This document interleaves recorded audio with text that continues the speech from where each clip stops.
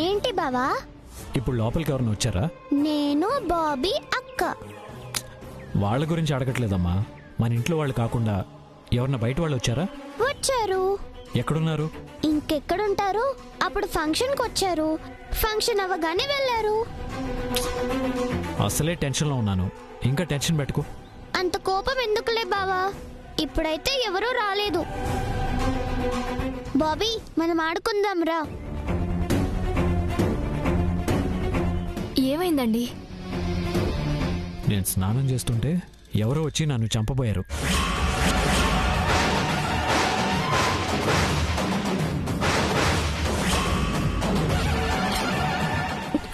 ఏం మాట్లాడుతున్నారండి? మిమ్మల్ని చంపబోవడం ఏంటి? అదే నాకు అర్థం కావట్లేదు బాను. అంటే 20 ఏళ్ల తర్వాత ఇంటికి తిరిగి వచ్చిన రఘురామ్కి ఇక్కడెవరో శత్రువులు ఉన్నారు. అవునండి, ఉండే ఉంటారు. అందుకే చంపాలని చూశారు. ఇంతకీ వాడెటు వెళ్ళాడు? ఇంట్లోకే వచ్చాడు. ఏంటి, ఆ హంతకుడు ఇంట్లోకి వచ్చాడా? అవును. ఇంట్లోకి ఎందుకు వస్తాడండి? అదే నాకు అర్థం కావట్లేదు.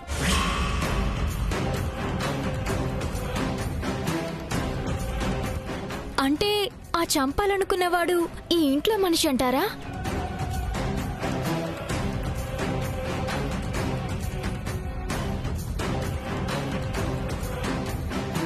అది మనం చెప్పలేం బాను. ఇంటి మనిషి కాకపోతే బయటికి పారిపోవాలి గాని ఇంట్లోకి ఎందుకు వచ్చినట్టు? అదే అర్థం కావట్లేదు. చూద్దాం అంటున్నాను కదా, పద. ఇంట్లో మనిషి అయితే ఖచ్చితంగా దొరుకుతాడు.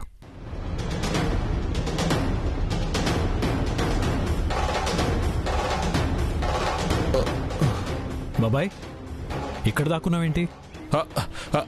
అది అది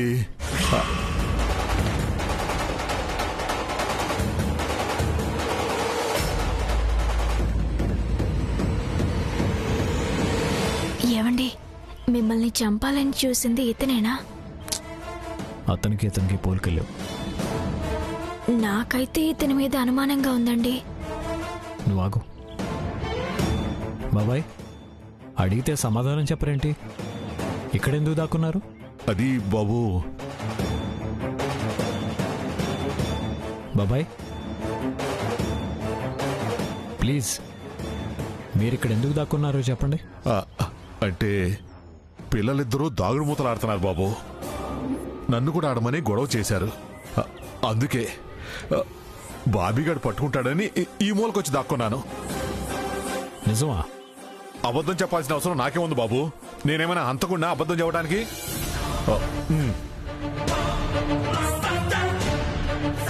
ఏవండి, నాకు చాలా భయంగా ఉంది. నువ్వేం భయపడకు. ఇంట్లో ఏదో జరుగుతుంది, అదేంటో కనుక్కోవాలి.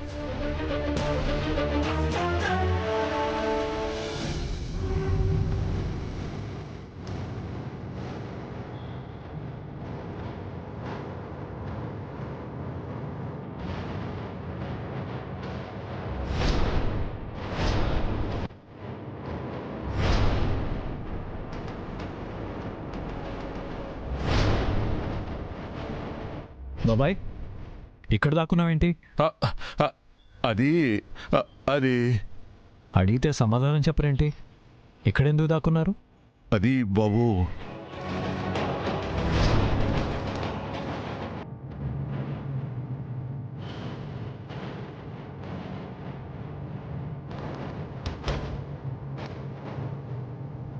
ఏమండి, మనం ఈ ఇంటికి వచ్చి తప్పు చేసామా అనిపిస్తుంది.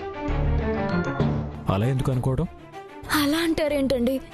అసలు ఈ ఊరికి మనకి సంబంధం లేదు. అలాంటిది ఈ ఇంటికి వచ్చిన మీ మీద ఎవరు ముక్కు మొహం తెలియని వాడు అటాక్ చేశాడంటే అర్థం ఏంటి?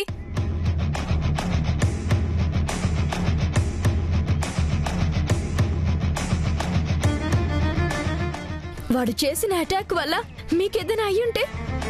థ్యాంక్ గాడ్, జరిగింది తలుచుకుంటేనే భయంగా ఉందండి. ఈ ఊర్లో రఘురామ్కి స్నేహితులు ఉన్నారో లేదో తెలియదు, కానీ శత్రువులు ఉన్నారని అర్థమైంది. వాళ్ళకి రఘురామ్ ప్రాణాలు కావాలి.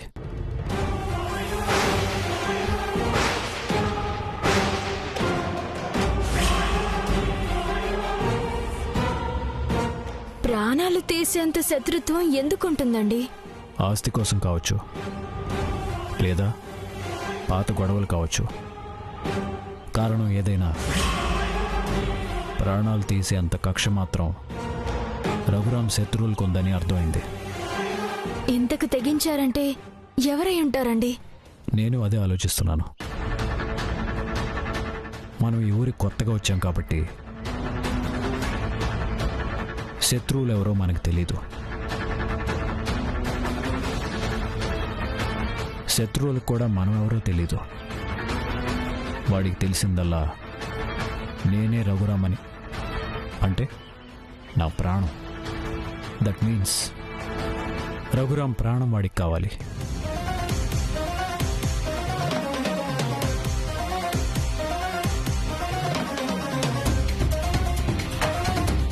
మనం అనవసరంగా వచ్చి ఈ గొడవల్లో ఇరుక్కున్నాం అనిపిస్తుంది. వీలైనంత త్వరగా మనం ఇక్కడి నుంచి బయటపడాలి. ఎలా బయటపడాలో నువ్వు ఆలోచిస్తున్నావు? రఘురామ్ని చంపాలని చూసింది ఎవరో అని నేను ఆలోచిస్తున్నాను. నాకు తెలిసి మీ మీద హత్య ప్రయత్నం చేసింది రఘురామ్ అనే వాళ్ళ బాబాయ్ అయి ఉంటాడు. కొడుకు వరుస అయ్యేవాణ్ణి ఎందుకు వాళ్ళ బాబాయ్ చంపాలనుకుంటాడు? 20 సంవత్సరాల తర్వాత ఈ ఊర్లోకి వచ్చిన రఘురామ్ని చంపాలనుకుంటున్నారంటే వాళ్ళ పగకి కూడా 20 ఏళ్ల వయసు ఉండుంటుంది. వచ్చినవాడు ఈరోజు తప్పించుకోవచ్చు, కానీ రేపు మనం తప్పించుకునే అవకాశం లేకపోవచ్చు. ఇది ఇంతటితో ఆగదు. వాడు ప్రయత్నం చేస్తూనే ఉంటాడు. ఇక ముందు చాలా కేర్ఫుల్గా ఉండాలి. నెక్స్ట్ టైం వాడు ఇలాంటి ప్రయత్నం చేయకుండా ఉండడు. వాడిని పట్టుకోకుండా నేను ఉండను. వాడు నా చేతికి చిక్కితే మాత్రం ఏం జరిగిందో, ఎందుకు రఘురామ్ ప్రాణాలు తీయాలనుకుంటున్నాడో వాడి నోటితోనే కక్కిస్తాను. ప్రమాదాలు వస్తాయని తెలిసి కూడా ఎందుకండి రిస్క్ చేయడం? మన దారిన మనం వెళ్తే సరిపోతుంది. ఇక్కడున్న దగ్గర నుంచి ఎప్పుడు ఏ క్షణం ఏమవుతుందోనని ప్రతి క్షణం భయంగా బతకాలి. పారిపోదామంటావా? ప్రాణాలకి ప్రమాదం లేకుండా జాగ్రత్త పడదాం అంటున్నాను.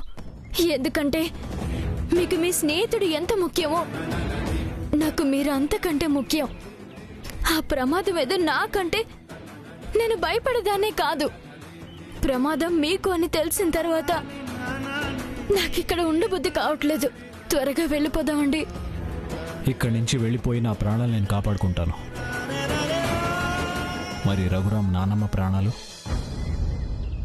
ఆవిడ ప్రాణాలు పోతే ఎవరిది బాధ్యత? నాది కదా. వాడికి మాటిచ్చి తప్పటం మంచి పద్ధతి అంటావా? నాకేమైనా పర్వాలేదు, నన్ను నమ్ముకున్న వాళ్ళు బాగుండాలి అన్న సిద్ధాంతంతో ఇన్నాళ్ళు బతికిన వాడిని. ఊరు మారచ్చు కానీ స్వభావం మారదు. రఘురామ్ నన్ను నమ్మాడు. వాళ్ళ నానమ్మ ప్రాణాలు నా చేతిలో పెట్టాడు. ఆవిడ్ని కాపాడుకోవడం నా బాధ్యత. ఆ వచ్చినవాడు ఎవరు ఏంటి అనేది తెలుసుకునేంత వరకు ఇక్కడి నుంచి కదిలే సమస్యే లేదు.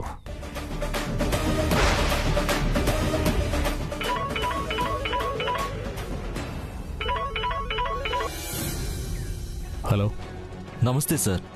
ఎవరు? సార్, నేను డాక్టర్ బెనర్జీని, రఘురామ్కి ట్రీట్మెంట్ చేసిన డాక్టర్ని మాట్లాడుతున్నాను. చెప్పండి సార్. మీరు ఒకసారి అర్జెంటుగా హాస్పిటల్కి రావాలి సార్. ఏం డాక్టర్, ఏమైంది? మా వాడికి ప్రాబ్లం ఏం లేదుగా, ఇప్పుడు బాగానే ఉన్నాడుగా. మీరు రండి సార్, వచ్చాక మాట్లాడదాం. హలో, ఏమైందండి? హాస్పిటల్ నుంచి ఫోన్ చేశారు, అర్జెంటుగా బయలుదేరి రమ్మంటున్నారు. దానికి కంగారెందుకు? లేదు బాను, సడన్గా రమ్మంటున్నారంటే ఎందుకో ఏంటో అని భయంగా ఉంది. మీరు ఊరుకోండి. మీరు భయపడ్డం ఏంటి? అన్నయ్యకి స్ప్రో వచ్చుండొచ్చు, మీతో మాట్లాడాలని అడుగుండొచ్చు, అందుకోసం రమ్మన్నారేమో. ఇలా మనలో మనమే ఏదేదో ఊహించుకుంటే ఎలా? హాస్పిటల్కి వెళ్తే తెలుస్తుంది కదా. పదండి వెళ్దాం. పద.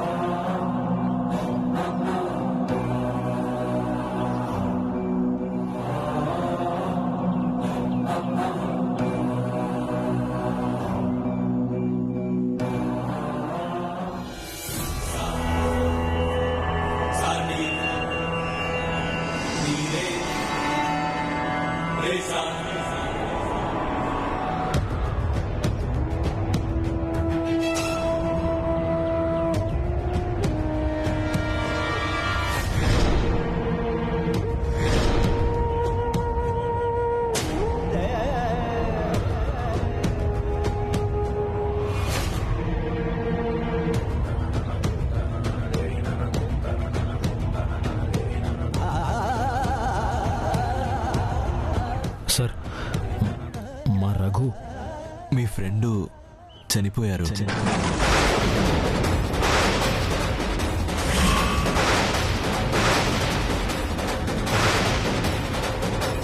కాపాడటానికి ఎంతో ట్రై చేశాం, కానీ తలకి బలంగా గాయం తగలటం వల్ల మా ప్రయత్నం ఫలించలేదు.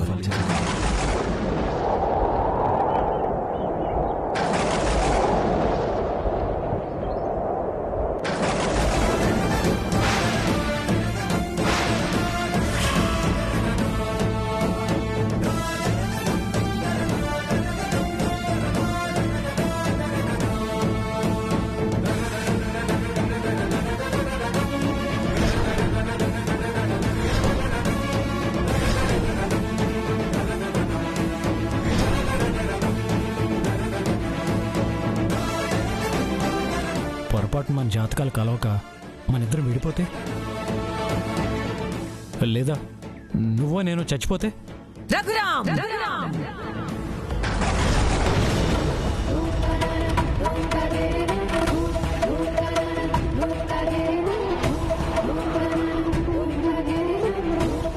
రఘు,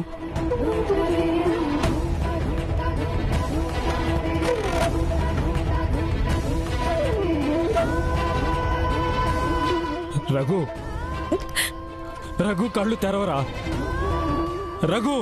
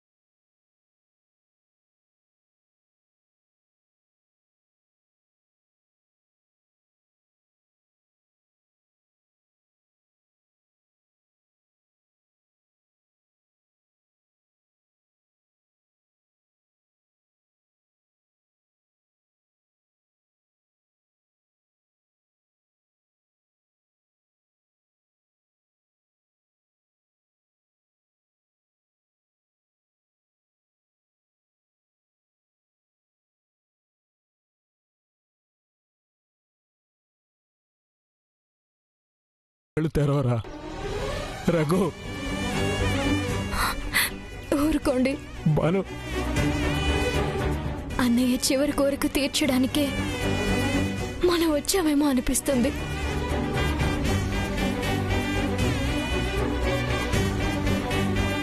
తన కుటుంబాన్ని మీ చేతుల్లో పెట్టి అన్నయ్య వెళ్ళిపోయారండి.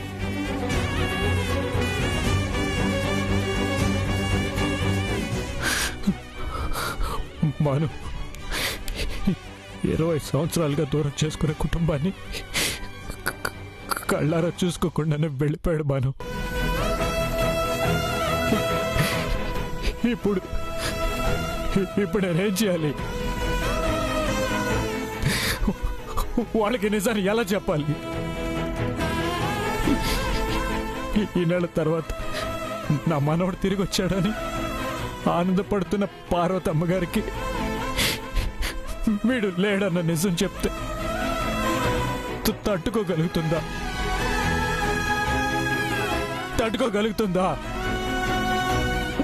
మన చేతిలో ఏముందండి? చివరిసారిగా మనవణ్ణి చూసే అదృష్టం ఆ పార్వతమ్మ గారికి లేదు, ఆ ఇంట్లో వాళ్ళందరికీ లేదు. లేదు బాను, బతుకున్నప్పుడు ఎలాగూ వీడిని చూసుకోలేకపోయారు. కనీసం చనిపోయాకైనా చూసుకోవాలి కదా. నేను ఇప్పుడే వెళ్ళి అసలు విషయం వాళ్ళకి చెప్పి వాళ్ళందరినీ తీసుకొస్తాను. అయ్యో ఏమండి,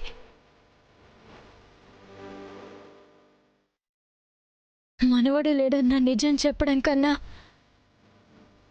ఉన్నాడన్న అబద్ధమే పార్వతమ్మ గారిని బ్రతికిస్తుంది.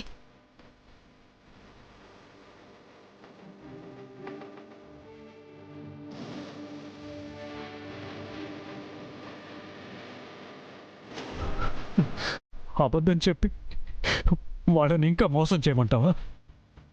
ఇన్ని సంవత్సరాలకి ఆ ఇంటి వారసుడు తిరిగొచ్చాడని పార్వతమ్మ గారు సంతోషంగా ఉన్నారు. తన బావ తన కళ్ళ ముందుకొచ్చాడని నందిని మురిసిపోతుంది. వాళ్ళ సంతోషాన్ని అలాగే ఉండనిద్దామండి.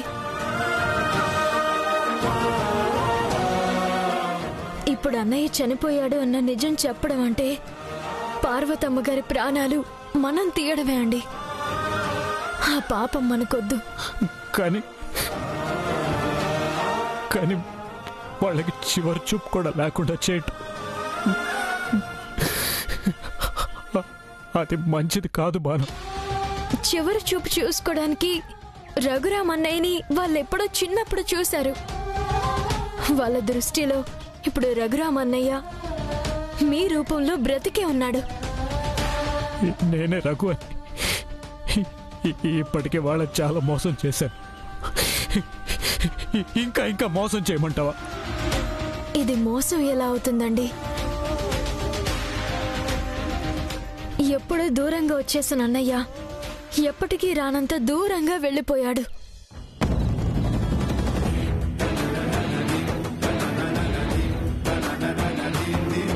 వెళ్లే ముందు కూడా ఆయన చివరిసారి కోరుకుంది వాళ్ళ నానమ్మని బ్రతికించమని, తన కుటుంబాన్ని ఆనందంగా ఉంచమని.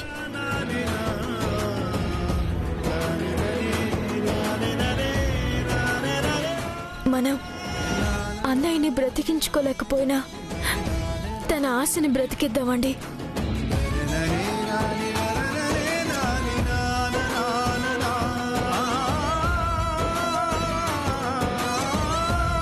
బ్రతికిద్దామండి.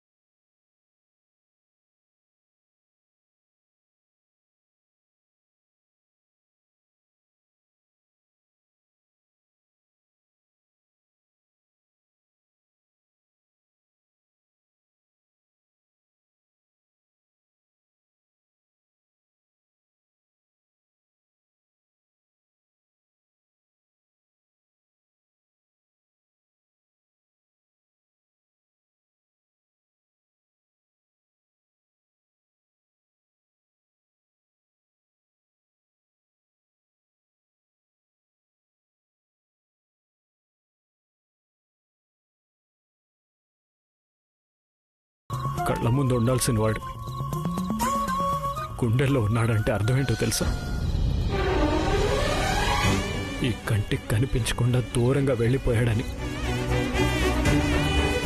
ఇక జీవితంలో వాడు ఈ కళ్ళకి, నా కళ్ళకి కనిపించడు అని. ఏమండి, మీ బాధ నేను అర్థం చేసుకోగలను.